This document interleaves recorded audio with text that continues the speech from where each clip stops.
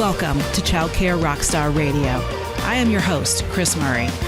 Childcare leaders around the globe are breaking through challenges, leading the way in innovation, testing new best practices, and impacting children and families in a much more powerful and positive way than ever before. Each week, join me for interviews with early childhood leaders and experts that will leave you inspired to become the next childcare rockstar. Now, let's go.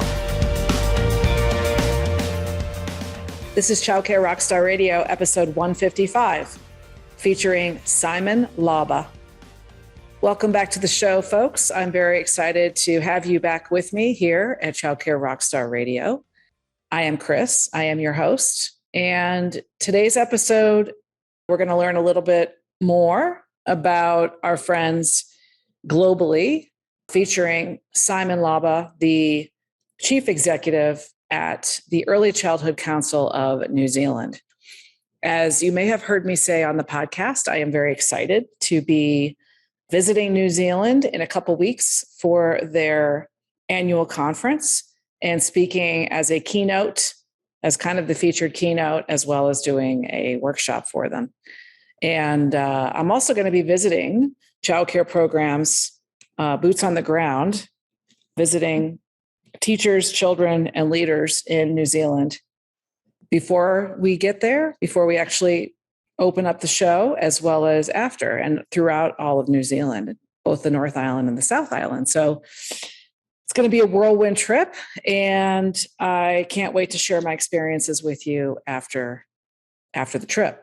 In preparation for that, I'm interviewing Simon Laube today on the podcast, and Simon comes from a world of policy.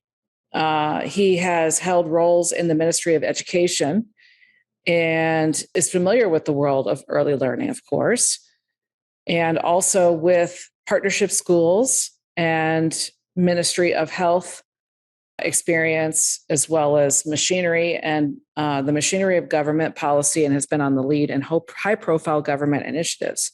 So he's well-versed in policy and advocacy for the early learning, early education field in New Zealand. And in today's podcast, we talk about when you are facing struggles, how to shift past them, how to evolve past struggles, challenges in your business. There's a lot of challenges currently facing early childhood education in New Zealand, and we dive into that a little bit. So if you're interested in learning a different global perspective in the world of ECE, which I think everybody can use in our journey to broaden our horizons outside of the United States or wherever you may live, and learn about other cultures and other experiences in ECE across the globe. And I'm very excited. This has become a little bit of my new mission here in 2023, and I'm sure it'll continue and expand into 2024 and beyond as I become even more of a global traveler, a global business consultant, and helping folks outside of the United States and Canada with their businesses and learning the nuances. So this podcast today will bring you some knowledge in the nuances of New Zealand ECE. They are one of the forerunners in quality and in designing high-level, amazing experiential curriculums for children. And while this podcast isn't focused on curriculum, I think that just by learning a little bit about how New Zealand approaches ECE, I think it will really inform all of you. So I'm very, very honored to bring Simon to the podcast today. I also want to thank our friends over at Child Pilot.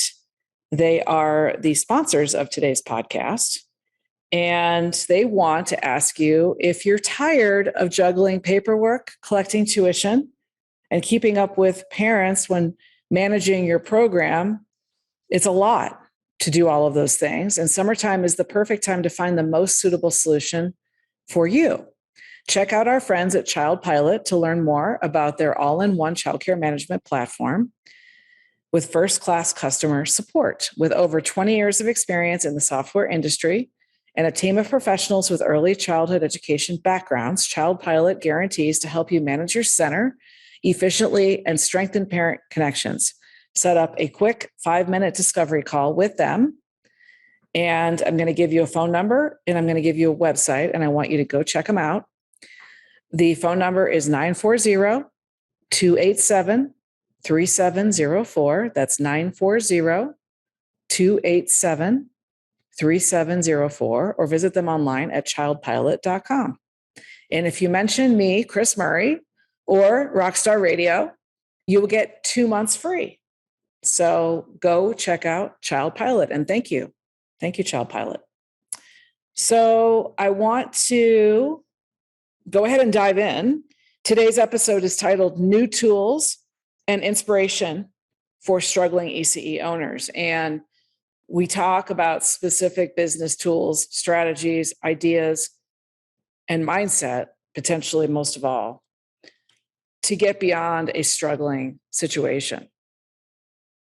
Oftentimes, I find that when I'm in the middle of a struggle, a challenge that can really take me off my rails as a business owner and leader, I look for how actually it could be supporting me. So I ask myself, this is interesting. I try to look at it and observe the challenge, kind of get out of the emotion of it and observe it and say, could this somehow be supporting me? If this thing doesn't work out and I have to shut the door on this situation or this opportunity or pivot in a whole new direction that I didn't want to do, how could that actually benefit me? And so we talk about that today is, especially for things that you feel like you can't control. And sometimes lawmakers, policy and legislation and rules that are coming down the pipe from governments are definitely things that we feel like we can't control. And sometimes they even potentially could threaten our entire livelihood. And in that very, very severe situation, it's hard sometimes to find the silver lining, to find the positive. And so I just invite you to listen along with us in this podcast and then apply that to your own experience, apply that to your own situation and your world. And let's dive in and think about how we might flip the script to one that is of support and positivity rather than despair and sadness. So thank you so much for listening and tuning in to this one with me. It's special on my heart. It's episode 155 of Childcare Rockstar Radio. Let's go.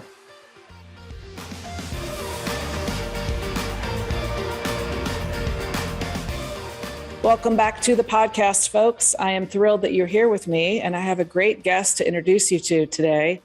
My friend Simon Laube from New Zealand. Simon, how are you? Kia ora, Kris. I'm really good, thank you. Good morning here. Very good. And I'm assuming that you are sitting in Wellington, New Zealand at the moment. Tell us more. Yeah, that's right. I'm in Wellington, New Zealand, the capital of New Zealand, the bottom part of the North Island. We're just approaching winter. New Zealand has been buffeted by lots of heavy rain. Everyone's complaining about climate change and rising sea levels. It's a great place to be right now over in New Zealand. Bring your gumboots. All right. Well, we will talk a little bit more later in the podcast about myself personally visiting you shortly and bringing my gumboots, whatever those are. So I'll have to learn about that. And tell us more about your role at the Early Childhood Council of New Zealand. How long have you been there and what do you do for those folks? I'm the Chief Executive Officer for the Early Childhood Council. The Early Childhood Council's an incorporated society in New Zealand, which means that we're basically a membership-based organisation, and our members are the organisations that run childcare businesses in New Zealand, and also community-based providers, so little charities, little committees that might run a childcare operation in New Zealand. So any of those can apply to join the Early Childhood Council, or we call it ECC for short. You'll have to get used to my New Zealand accent, so sorry if it's a bit hard to follow. But yeah, so we are membership-based. We have about 860 members across New Zealand, and they run about 1,500 centres across New Zealand, and that is about half of the centres that we have in New Zealand. So New Zealand is quite a small country, about 5 million people. There's about 200,000 children attending early childhood education in New Zealand. And all of New Zealand's early childhood education is described like that, early childhood education. It's not distinguished into childcare and education. In New Zealand, the government has regulated it so that every single centre has to provide both education and care. You cannot have one without the other. So there's no choice in that department. Gotcha. But what there is choice in is that parents still have free will to choose where they're going to send their child. Right. That's right. And then the centers still market and differentiate themselves and have a brand or have a thing that they're known for, a philosophy. And then the New Zealand government subsidizes a certain percentage of each child's journey in early childhood education, but the parents have to make up the difference. Is that roughly accurate? That's a good way of broad brush describing it. Yeah. But actually what we like to do in New Zealand is kind of talk about the diversity. So there are some that do that. There are also centres that have no parent fees at all. So they rely just entirely on the government subsidy. And even if you're in your typical parent fee centre, would probably be getting about 20 to 30% of its revenue from parent fees, and the rest would still be government funding. So government funding is quite a good strong big chunk. Yeah. Okay, good. Well, and that's very similar to some probably half the markets in the States are complete subsidy or partial pay by parents, but mostly subsidy, mostly covered. So that model is here as well. And so how did you get into the lovely world of ECE? How long have you been in this interesting career? Yeah, well, I joined the ECC at end of 2021. So my kind of leadership stint in the organisation was at that tail end of COVID. And New Zealand had quite an extreme approach to COVID. We went for all-out elimination. Ironically, when it came to early childhood, the government considered early childhood was an essential service. So our poor operators were trying to open their centres during COVID because they were considered essential.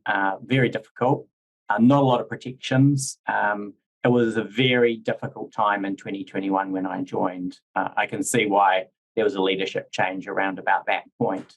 And it was quite a big change for the organisation to appoint someone like me into this role, because usually they've had someone from the industry or someone who is more, business orientated, because my background is not actually business. My background is government policy. So that was a change of tack from the organisation to specifically recruit someone with my skill set. And many reasons, I think they did that because the government has just become such a massive threat to the industry in New Zealand.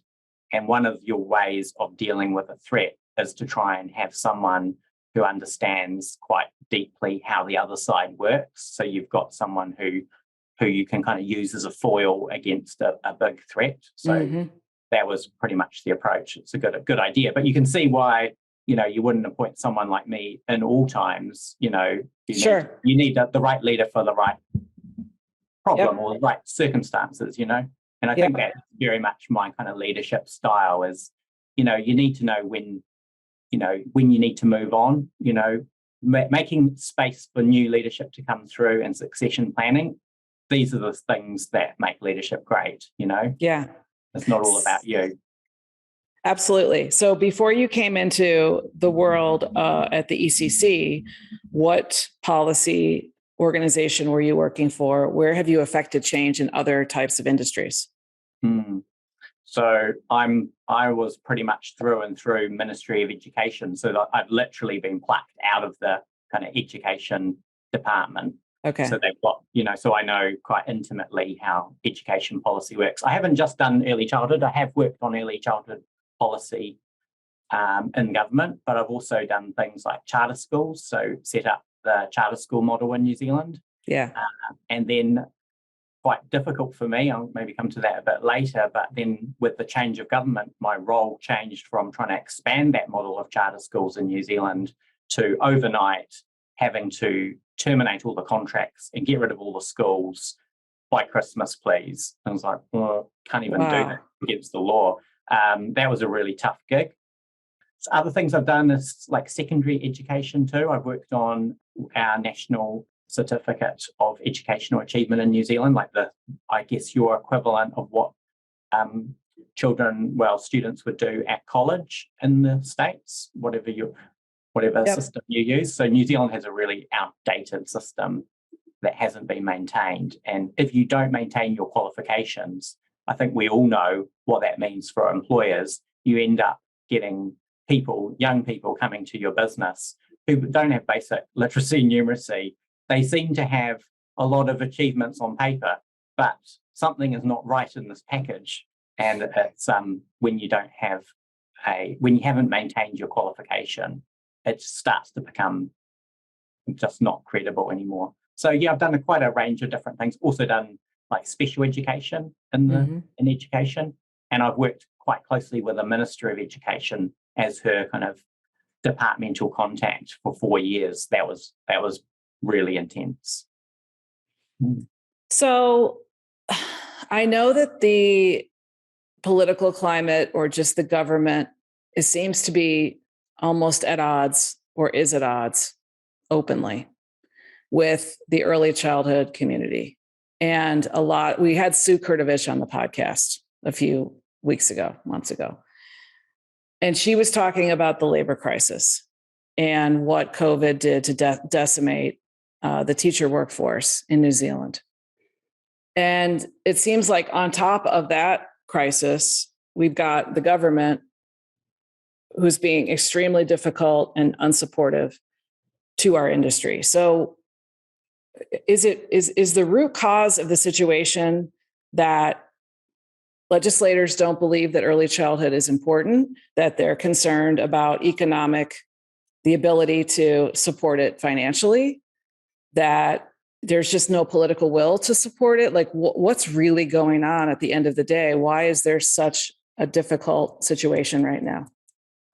Gosh, that is a good question, Kris. Well, I suppose my perspective on that would be just confirming, yes, we've got a massive teacher shortage in New Zealand. We had that before COVID, and then COVID came along and actually wiped out centres because they couldn't. Once you lost a few more teachers, there was nothing you could do, and you had to close the centre. Right. So we lost whole centres due to shortage of teachers. Yeah. Well, and in the States we did as well. So that's not unique to New Zealand. We lost probably 10, 15, maybe 20% of centres closed during COVID. I think in New Zealand, what we also did is we had a government kind of bailout approach. So ECE was considered an essential service, and all of the centres that had to just close when there was lockdowns and things, they still got their government funding. So government underwrote the sector during COVID. So despite that, we still lost centres, because we lost the teachers, and you just can't continue once you don't have the teachers. Okay, gotcha. I think you asked about, do they not get it around the benefits of early childhood, like investing in early childhood?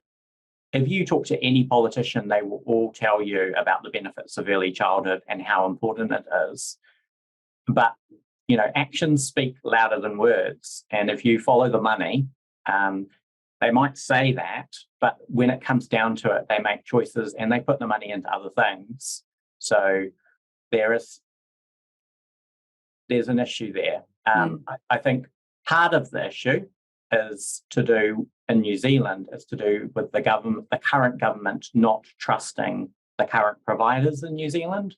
There is, and I don't think this makes rational sense, but I think there is a deep mistrust between government ministers who make decisions and the existence of private business in in part of education. So like when we were just talking before, I talked about what happened to me when charter schools, when this government came in, I went from expanding a charter school model to closing it down overnight. Now there's a similarity there. The charter school model was also a partnership with business. That was the problem. So we have a government here who does not consider it kind of morally okay for business providers to be delivering education. In ECC and actually in the real world, I think I would say we disagree with that because why would you have that kind of value? Should you not be putting like children first and performance first? Like, should it not be about the best quality service for children, but also quality in the sense of choice for parents? Because you want people to use the service, so it's no good, opening for say 2 hours a day. No one's going to want to send anyone, are they? Because it's useless. Right. So there's also quality dimensions around choice and why people would even consider using early childhood for their children. Mm-hmm. And when you've got private providers in that space, they're way more responsive and adaptive to signals. If you set the conditions right, they do try and perform. Like, there's nothing, fundamentally wrong about being a private business. You're trying to deliver a really good service. Everything points to that should be your number one goal. Right. So why would you want to get rid of those entities? If you have issues with them, is it an issue with all of them, or are you actually worried about some behaviour over here? Well, address the specific behaviour you don't like, deal with that. Mm-hmm. But looking at broad questions like, I don't think anyone should be allowed to own an early childhood business in New Zealand. Why not? Do we really want government to own all the centres across New Zealand? What would be the point? Like, honestly. Right. Again, they won't invest money in early childhood for the children right now, but they might actually be quite interested in taking over all the property of these private providers. On what basis? That does not speak to a public good in my mind. So, right.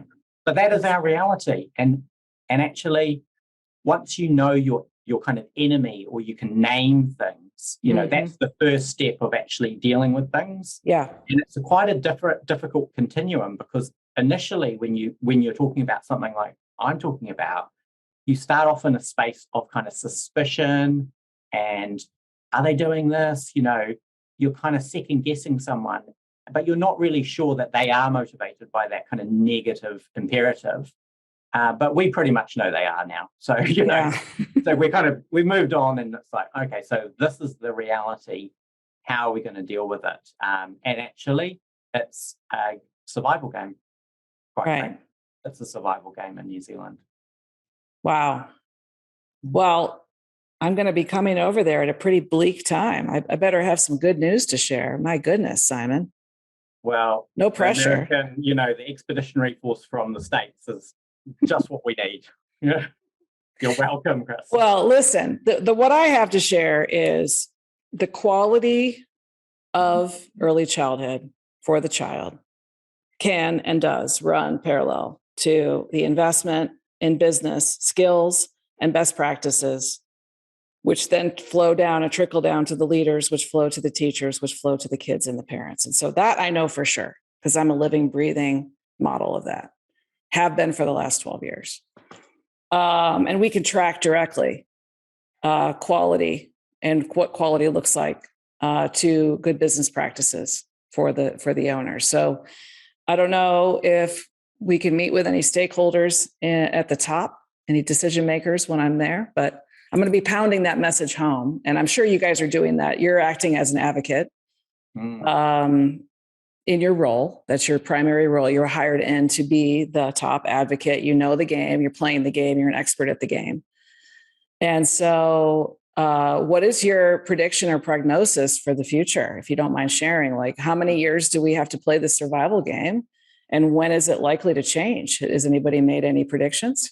Well, you got to kind of take a kind of bird's eye view of these things, because also the other thing to kind of think about is you might have a really big problem with say something that the government's doing right now, but actually when you zoom out and you see maybe it's coming with additional, significant investment. So like a week or two ago, government committed $1.2 billion into early childhood. On the face of that, that's a really good thing. Yeah. That's money going into early childhood. That's awesome. Yeah. But with the new conditions they're trying to impose, it could actually backfire entirely. So, you're actually doing a balancing act all the time. You've got to, as an advocate, you've got to be really careful, because you don't want to be always negative. If you're always just complaining about things and there's like nothing that anyone can ever do right. Right.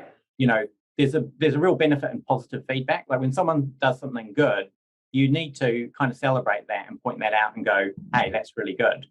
If you only ever do the negative stuff, people start to just turn off to you, because it's like, life's so stressful right now.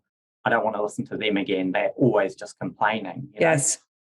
People need a vision. They need to know that there's a plan, that you're going to go somewhere, that, that there's a reason to go to work each day. People in early childhood, very passionate, If you look at different industries, they're quite different. Look at farmers versus early childhood operators, very different. We have a lot of farmers in New Zealand, so that's a common thing to think about. But those passionate people, when I'm working with them, I find it quite difficult, because I've not been an operator of a centre and I come from a government background. So I kind of know what the government's up to. And it's kind of my job to kind of explain to them, this is what they're trying to do. Like there's actually some good happening, and there's these bits that we don't like. And that our job is to deal with those bits that we don't like. But don't forget that in the scheme of things, there are some good things happening here as well. It is quite difficult, though, when the government does things that puts pressure on them to make decisions for their centre. Like if you're changing all the rules all the time, then as a business owner, you are constantly going, what do I need to change? Do I need to change my fee schedule, my hours? Actually, maybe I'm going to have to lay someone off, because, things are changing so rapidly. But that is not, that kind of rational financial management skill set is not your natural skill set of an early childhood operator in New Zealand. They're much more likely to have come from teaching themselves. Yes. And it is, they see it as a privilege and almost like a form of service to be able, or honour, to be able to run and control that centre. And then they will make decisions like, well, I'm not getting rid of that teacher because, they're fantastic. It's so you've got finance imperative on the one hand, and then you've got this other imperative, which is more in that emotional space where you just will not, you're not going to compromise for kind of more of an emotional reason. But there's also quality reasons for keeping that great teacher too. Yes, absolutely. Yeah. Well, this is a great landscape for me and for the listeners, our audience, to understand. We do have a global audience on this podcast. Obviously, more of them are in North America, but it's great to understand the nuances of what's happening globally. And we have, when I came in to the industry, the stat that I knew, Simon, was only 15% of the providers in the United States or North America, maybe even global, had any kind of business or marketing or financial training, operational training. It was almost all just education training. And so when I heard that stat, I knew that I would be able to bring some skills and techniques and things that would help people. But more so than anything else, it helped their confidence, and they were inspired and motivated to keep going. To what you're saying is, yes, we need all of those things, but we need to also do this dance where we can continue to keep ourselves inspired and positive and keep our mindset positive, so that we don't just fall into a rut of despair, because that's not good for the kids and for ourselves either. So when I come over, I'm going to bring my pom-poms for sure and do a big rah-rah to help everybody feel really positive. And of course, I'm going to bring some techniques for success. Backing off of that heavy topic for a minute, let's talk about you. What is life like for you at home? Do you have any hobbies and interests? Do you have a family at home? Just share a little bit more about home life, if you would. My wife, Michelle, and I, we've got two adolescent children. So we've got a son who's 16 and daughter who's 13. Gosh, it is hard work being a parent. You think it's bad at early childhood where you're just so, you feel everything feels so mortal, like they're so vulnerable and things can go wrong so massively. But as they get older, some of those kind of major risks go away and you start to kind of get a bit complacent. But then when they hit kind of adolescence, I'm finding it really difficult. It's like you have to adapt, your parenting style so much, and it's a lot of work, Yeah, the teenagers is a hard journey. You're right in the thick of it. So you have all of my respect and love with that journey. I got through it. So my daughter just graduated high school on Saturday. So now my kids are 18 and almost 21. So you will get there. You've got about 5 years to go, honey, but you'll get there. Well, yeah, that's right. But not without hard work. True. So we've got a farm dog at home. We live somewhere in the central Wellington area. So and Wellington is geographically really crammed. Like it's not a natural place for a city. Lots of kind of mountains and hills, and so all the houses are like right next door to each other, pretty much. We have a farm dog who has really major psychological issues. You take her out for a walk, and she will go completely bonkers if she sees another dog. So, and in the weekends, I referee my son's football team, and otherwise try and do as little as possible. But it's hard with this role because it's just never ending. So there's not a lot of time. Yeah, not a lot of time in the day. Well, it's really important to me. That in my scheme of hierarchy of what is important to me, family comes at the absolute top. So what should people who are not from New Zealand take away from either what you're facing, what you've learned, what's happy that potentially in the future? What do you want listeners of this podcast to know and take away? I guess that it's good when you look over the fence at another jurisdiction, another country, and you kind of get a little bit of a snippet about what's happening. And I think it's just a cautionary tale from New Zealand at the moment about, what can happen. And I think we all see these cycles, and I suppose in America, it's different states each go through cycles like we've got in New Zealand now, with circumstances become really tough. And I think we just need to look over when times are tough. You got to adapt, or you're not gonna survive.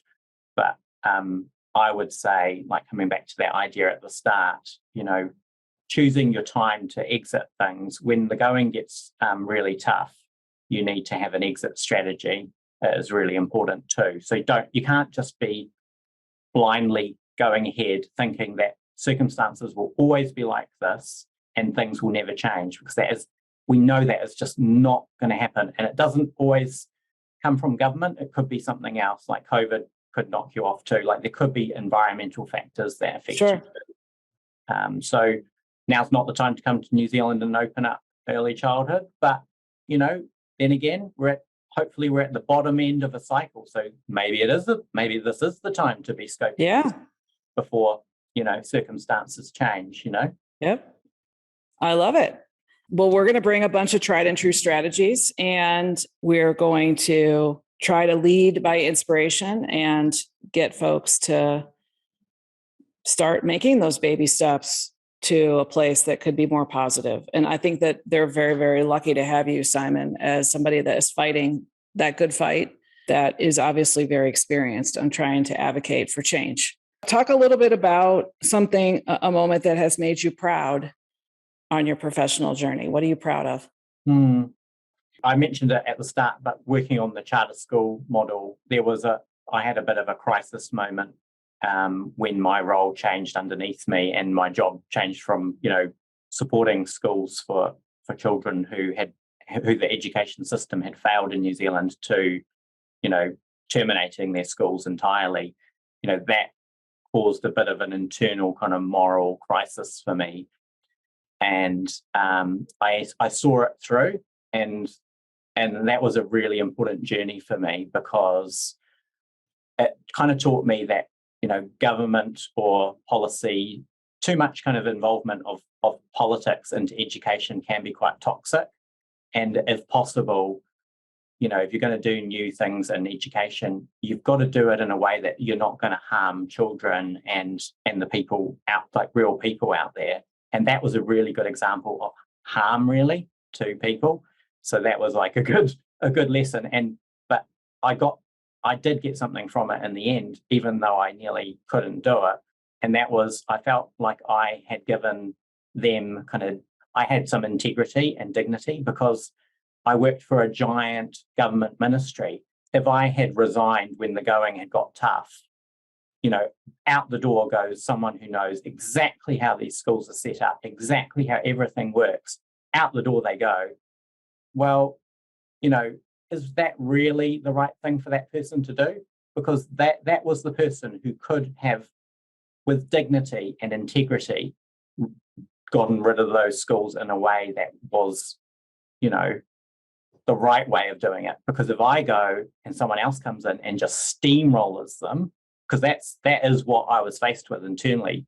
There were lots of people saying, hey, let's just legislate, get rid of them. I was like, no, we're not. We thought about this, if this happened, the deal was they get compensated. There's a contract process we have to follow.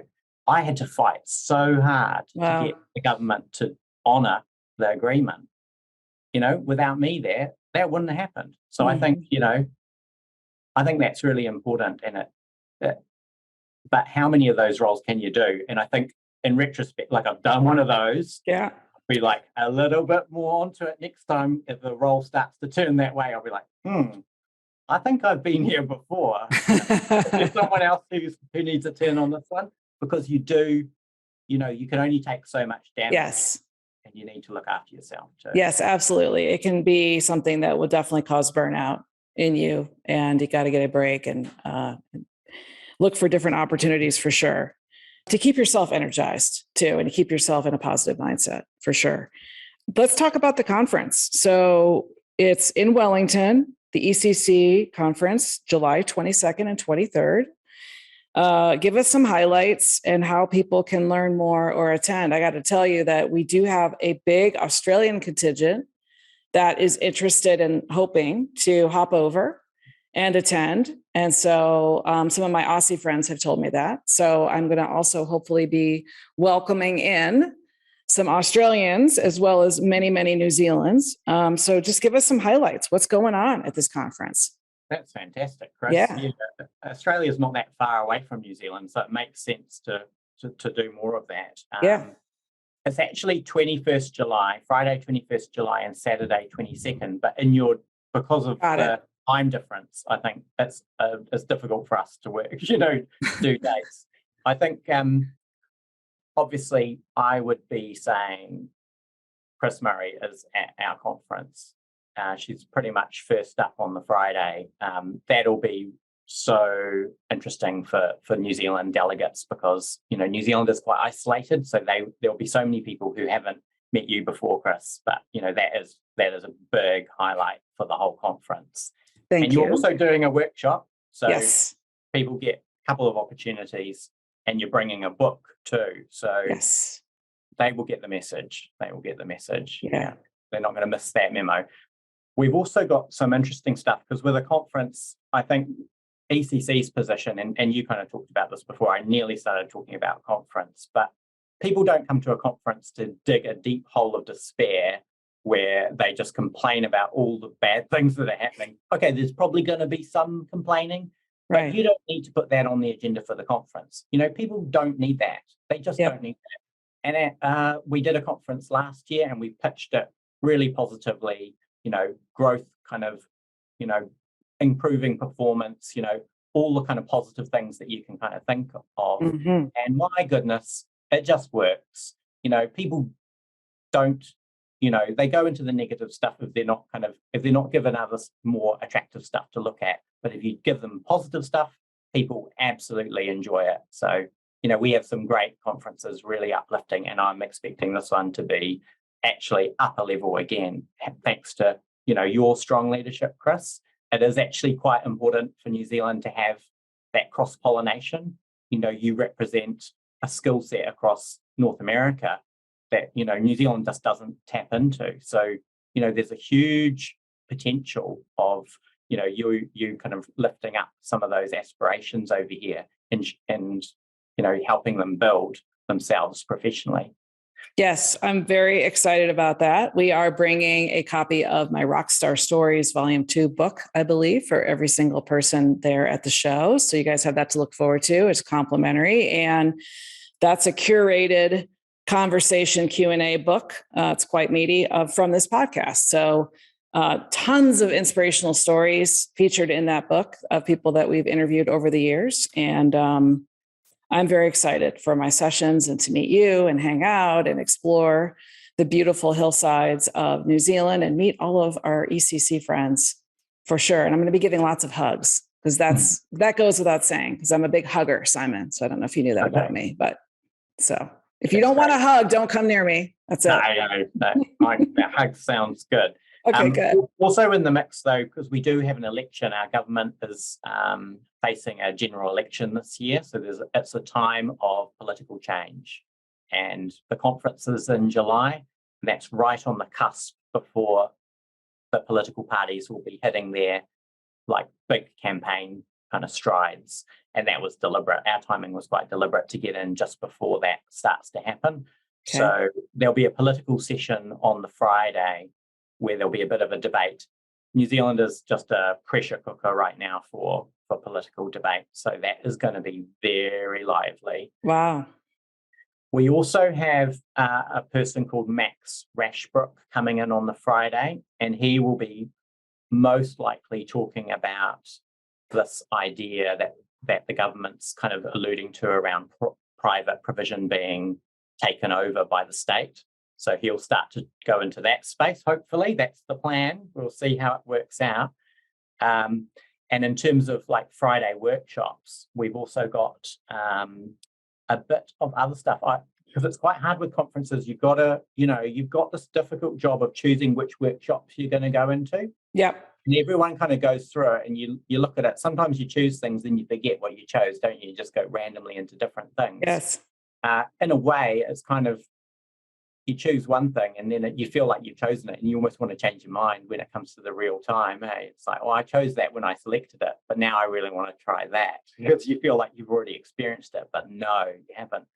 I think right now my choices would be, we have a group from Autism New Zealand coming. There are lots of other issues below the surface if you talk to people in centres right now. So neurodiversity, more and more children coming into centres with what we would call high needs or behavioural needs. Yep. And teaching teams that are just, they don't feel like they're equipped to deal with it. And it's like they're at the bottom of the mountain. But actually, there are some really basic tools you can start with.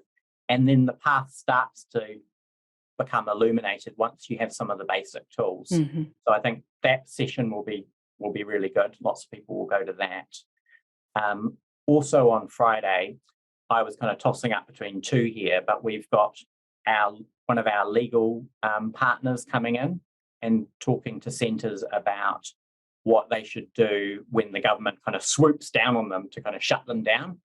And I've been working on this for a very long time, trying to get kind of legal support behind us to be able to support our members. Because when you've got a really hostile government department who swoops in on you, if you're a small provider, what you see is what you've got. That person, they might have been a teacher. They're not a lawyer. They're not an accountant. The ministry hits you with, lawyers, everything, big time. And before you know it, your business is gone. And I'm not joking, I'm afraid. That is the reality. So what we're trying to do is build capability in centres. There are things, again, a bit like the autism thing. There are some simple things you can do and the path will illuminate if you do them. But if you just roll over, or if you fight them for the sake of fighting them, you're just making yourself a target, and you're gonna be dealt with, because their machine is just too effective. So yeah, that's another important one that I Okay. Okay, good. Well, that sounds like a ton of amazing resources, and I'm sure that's just scratching the surface of all the sessions. So thanks for sharing those highlights. That's very exciting. And I can't wait. So we're going to drive to a close here on the podcast today. Thank you, Simon, for being here. Any final thoughts for, we didn't give the website. So if people do want to still register, are there still spaces available, and how do people get a ticket? Yeah, you can register through our website. That's the easiest way to get there. So that's www.ecc.org.nz. I can provide the link, Kris, if that's helpful. That's always annoying when people read it out, isn't it? But there's a link clearly there for registration purposes. Yeah, that's pretty easy. It's not bad. ecc.org.nz or NZ. And I love that. Right. Thank you so much. And we can put that in the show notes as well. Simon, thank you so much. Again, any other final thoughts that you want to share with the audience before we say goodbye? No, I don't think so, Kris. It's been great catching up. And I think it's a great initiative you're doing here across the world, trying to expand the horizons. What a great collaboration you're doing. I'm just, commend you for what you're doing. Great. Well, thank you very much. It is very fulfilling work to bring heart-centered educators into more of a mindset around entrepreneurship and best practices in business, and help them feel and be more successful and confident, and help them lead even stronger than they are today. So, and all we're doing is really modeling that success for families and children too, So the more we can show up positive and in a place of hope and inspiration, the more that's going to flow down to our teachers and our kids. So with that's the vibe that I'm bringing when I get on the airplane and fly over to see you, Simon, and everybody. Okay. One slight remark there, Kris. It's definitely the aspirational goal to set. We need aspirational goals in education, very important. But remember, New Zealand is in a difficult space right now. There are some very demoralized people. I get it. Yeah. Of course. Yeah. We're going to give some nuts and bolts strategies. Like you said, follow the path. We can give you some starting tips, and then it's up to everybody to continue their journey, put those into action. So the hugs and pom-poms, I think that'll do it. Definitely got to have the pom-poms. Thank you so much. And thanks for being here with me today on the podcast, Simon Laube. We have enjoyed getting to know you better and can't wait to see you in person. And so everybody who would like to attend and be there with me and us, please go check out the website and get registered. And I can't wait to see you on July 21st, everybody. So take care. Thanks. We'll talk to you next time. Okay, thank you. Bye-bye. I hope you liked this episode of Childcare Rockstar Radio. If you did, please share it with someone you know and help spread the word to your friends in our industry and on social media. Childcare business success is my passion, and I'm honored to be on this journey with you. As a thank you for listening, learn more about how to grow your business and make more income with our brand new free quiz, the What's My Number One Income Killer quiz, exclusively for preschool and childcare owners. Take the quiz today at childcarequiz.com to discover what your number one income killer is and how to solve it. Take care and God bless.